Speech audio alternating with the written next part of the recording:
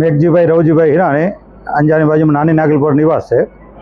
રાષ્ટ્રીય સ્વયંસેવક સંઘની અંદર ગૌ સેવા ગતિવિધિ સૌરાષ્ટ્ર પ્રાંત સંયોજકની જવાબદારી છે। અત્યારે જે વેદ લક્ષાના ગો યાગ છે એનો જે વિચાર છે કે 2 વર્ષ પહેલાં કચ્છની અંદર એક લંપી નામનો જે વાયરસ આવ્યો, એમાં કચ્છમાં હજારોની સંખ્યામાં ગાયોના જે મૃત્યુ થયા, તો એના ઉપર એક વિચાર આવ્યો કે ગાયોને પરમ શાંતિ મળે, તો એને લઈને એક ગો યાગનું આયોજન થયું। તો એના જે મુખ્ય ઉદ્દેશ છે, એક તો જે લંપીમાં જે ગાયોના મૃત્યુ થયા અને આત્મકલ્યાણાર્થે ગાયોના ગોપાલન, ગો સંવર્ધન માટે, પર્યાવરણના રક્ષણ માટે અને દરેક પરિવાર સુધી જે ગાયનો જે સારો વિચાર છે એ પહોંચે, એને લઈને એ વિચાર નક્કી થયો। એમાં રાષ્ટ્રીય સ્વયંસેવક સંઘની ગૌ સેવા ગતિવિધિ, શ્રી ગોરસિયા સેવા ફાઉન્ડેશન અને ગિરધરભાઈ પિંડોરિયા પરિવાર તરફથી આ સંપૂર્ણ આયોજન ગોઠવાનું છે। એમાં ખાસ કરીને સંપૂર્ણ વૈદિક પદ્ધતિથી આપણી ભારતીય જે મૂળ ઋષિ પરંપરા હતી એ પરંપરાને લઈને આ યાગનું આયોજન થયું છે। એ યાગની અંદર જ્યારથી ભૂમિપૂજન થયું, તો ભૂમિપૂજનની અંદરથી પણ સોનાના હળથી એ ભૂમિને પવિત્ર કરવામાં આવી હતી।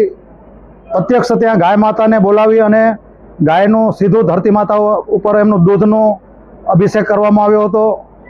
અનેક લોકો સાધુ સંતોની ઉપસ્થિતિમાં યજ્ઞશાળાનું ભૂમિપૂજન અને ધ્વજારોહણ થયું હતું। એના પછી અનેક સ્વયંસેવકોના માધ્યમથી એક વિશાળ સંપૂર્ણ વૈદિક યજ્ઞશાળાનું નિર્માણ થયું। અને એ યજ્ઞશાળામાં કોણ બેસે એ એક પ્રશ્ન હતો।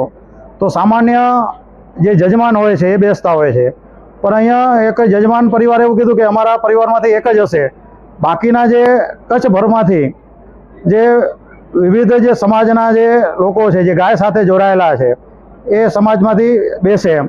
એટલે અહીંયા એક સમરસતાનો ભાવ, બધા જ સમાજના, એ દલિત પણ હોઈ શકે, બાકીને અનેક જ્ઞાતિઓ, કુલ મળીને અહીંયા 14 જે જોડલા એ વિવિધ જ્ઞાતિના બેઠા છે અને એક પણ રૂપિયો લીધા વગર એ જે બ્રાહ્મણની જે દક્ષિણા છે એ દક્ષિણા પણ ગોરસિયા ફાઉન્ડેશન આપશે। એટલે જે સામાન્ય પરિવારો એ આટલા મોટા યજ્ઞમાં એ ક્યારે એને વિચાર પણ ના આવ્યો કે અમે બેસી શકશું, તો એમના માટે પણ એક અવશ્ય મંગલ અવસર પણ પ્રાપ્ત થયો। અને સાથે એ યજ્ઞશાળાનું નિર્માણ થયું, એમાં એક પણ પ્લાસ્ટિકનો કે લોખંડની ખીલીનો પણ ક્યાંય ઉપયોગ કરવામાં નથી આવ્યો અને આખો જે મહોત્સવ છે એ સંપૂર્ણ પ્લાસ્ટિક મુક્ત છે। અહીંયા જે ભોજન જે બને છે એ પણ તાંબા, પિત્તર, સ્ટીલના વાસણમાં, એમાં પણ એલ્યુમિનિયમ અને પ્લાસ્ટિકનો ત્યાગ કરવામાં આવ્યો છે। પછી વર્તમાનની અંદર જે ખેતી એક પ્રશ્ન છે, રાજ્યપાલશ્રીએ પણ ગાય આધાર ખેતી ઉપર ખૂબ જ પ્રયત્ન કરે છે, વડાપ્રધાન વગેરે, તો એને લઈને પણ આ રસોઈ જે રોજ જે 2 ટાઈમ ભોજન છે એમાં પણ ગાય આધારિત ખેતીમાં પકાવેલા અનાજ, ફળફળાદી, કઠોળ અને ગાયનું જ ઘી, દૂધ, માખણનો અહીંયા સંપૂર્ણ ઉપયોગ કરવામાં આવે છે। એટલે 2 ટાઈમ જે બહારથી દર્શનાર્થીઓ જે આવે છે એ સાત્વિક ભોજન લઈ અને ખૂબ જ આનંદની અનુભૂતિ વ્યક્ત કરે છે। બીજી વિશેષતા એ છે કે યજ્ઞશાળાની ચારે બાજુ 21 ગૌવંશ જે જાતવાન કાંકરેજ ગાય છે એની હાજરીમાં એ લગભગ 40 ભૂદેવોના માધ્યમથી આ યજ્ઞ એ ચાલી રહ્યો છે। મુખ્ય જે ભૂદેવ છે એ શાસ્ત્રી જયદીપભાઈ ભુજના છે, પરમ ગૌ ભક્ત છે। અને અહીંયા આજુબાજુમાં 5000 ગાયો, જે માલધારીની ગાયો છે, એના સાનિધ્યમાં આવું દિવ્ય અને ભવ્ય આયોજન થઈ રહ્યું છે। સાથે 3 દિવસ વિશેષ આયોજન છે।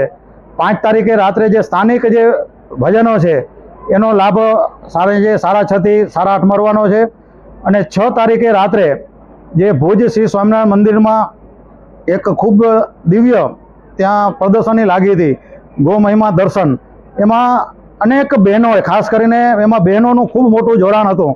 300થી વધારે બહેનો અને ભાઈઓ એ જોડાણ હતા। એનું એક મિલન રાખ્યું છે કે એ ગાય સાથે જોડાણા કંઈક સંકલ્પ લીધા હતા, તો એનું આદાન પ્રદાન થશે। એ 6 તારીખે રાત્રે 6:30 થી 8:30 રહેવાનું છે।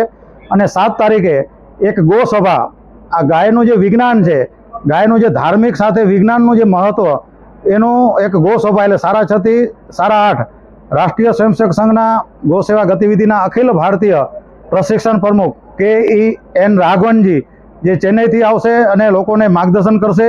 એમાં અનેક સાધુ સંતો, સમાજના અગ્રણીઓ, શ્રેષ્ઠીઓ અને દરેક આપના માધ્યમથી દરેક જે ગૌપ્રેમી અને ધર્મપ્રેમી જનતાને 7 તારીખે સાંજે 6:30 થી 8:30 આ ગો સભામાં આવા ભાવભર્યું આમંત્રણ છે.